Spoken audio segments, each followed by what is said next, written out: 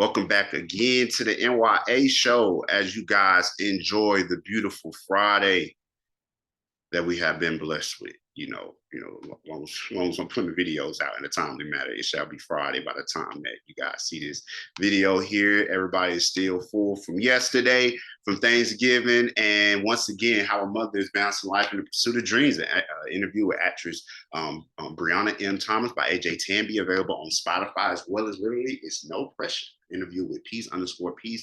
The E's and Peace are threes, found on social media.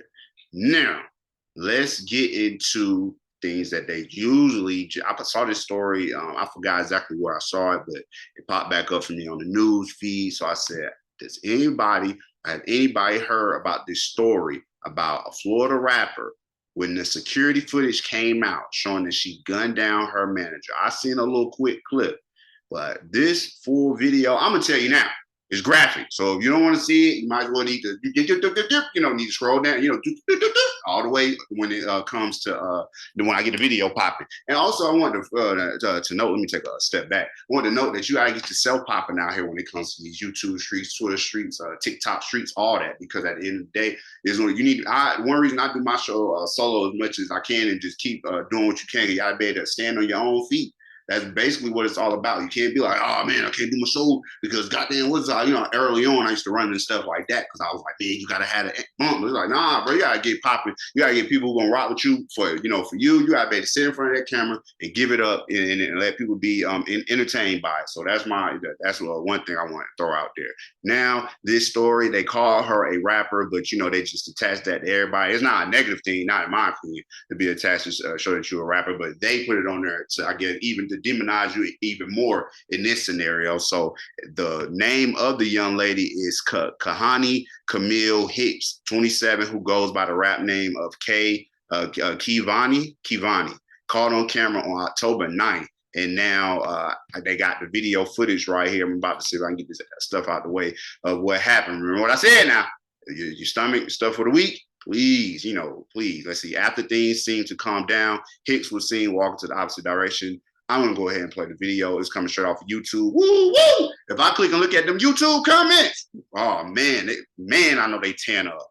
I know they tan up. Even though I think this is going to get called in like as a self-defense move, if I'm not mistaken. But I know they tan up in the comments. YouTube is brutal. Surveillance video obtained by NBC6 shows the moment a rapper allegedly shoots and kills her manager in front of the Wynwood walls back on October. Footage shows rapper known as Keyvhani, whose real name is Kevhani Hicks, get out of the white Lexus parked on Northwest 2nd Avenue. The driver gets out of the car and he and the woman are seen arguing. The dispute gets physical and they start hitting each other. A second man gets out of the Lexus and also starts to attack Hicks. Then both men are seen on top of Hicks in the struggle. Video shows one man slamming Hicks to the ground. Moments later, all three get up and Hicks is seen walking in the opposite direction. Hicks then reaches into her purse, walks back towards the two men, and starts shooting as the men run. Her manager is hit and collapses on the street. The other man gets into the Lexus and drives off, slamming the car into Hicks. The Lexus reverses before driving off. Hicks gets up and runs away. The victim died at the hospital. Hicks claims it was all self-defense and that her life was in danger. In November, a judge granted her house arrest with a $50,000 bond. And I know people are like, oh my God, she got bond. Man, I done read plenty stories. Some stories I ain't even bring to y'all. Woman, they can get a husband, boop, boop, boop, boop, all type of little scenarios where after something like this happened, they get their house arrest and they be back home.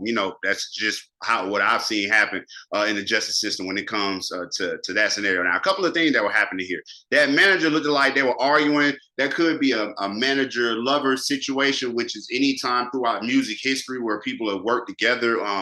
When there's a relationship involved, manager, group members dating each other, talking to each other, it never really goes too right. That's just based off of me, no sound, just seeing a man and a woman arguing like that. They could have been arguing over anything. He could have been saying, yo, my girl don't like me being in that studio all the time, doing all this shit with you, girl. And then, something like that could have been happening. Who knows? Could have been a dispute over money. It could have not been like we go together, but that's just me just looking at the footage based off of what I'm seeing. Then I don't know if it'll be a self-defense, because even though I don't know, maybe she pulled the gun out right when they both kind of like got on her, but the fact that she got up and like kind of walked away, they'll play the whole, my life, if your life was in danger kind of situation, but she may still get off. I think that even with her getting a house arrest is kind of a good sign that it may lean in that direction for her, just based off of, like I said, why would you even give her opportunity to get out if you didn't have any speck of maybe she may get off of this? That's just going, but like I said, the fact that you left, kind of walked away and then came back, I don't know. And then they kind of like ran Buddy down, and you got hit by a car. So it's like after all this, she got hit by a car, got up and still went.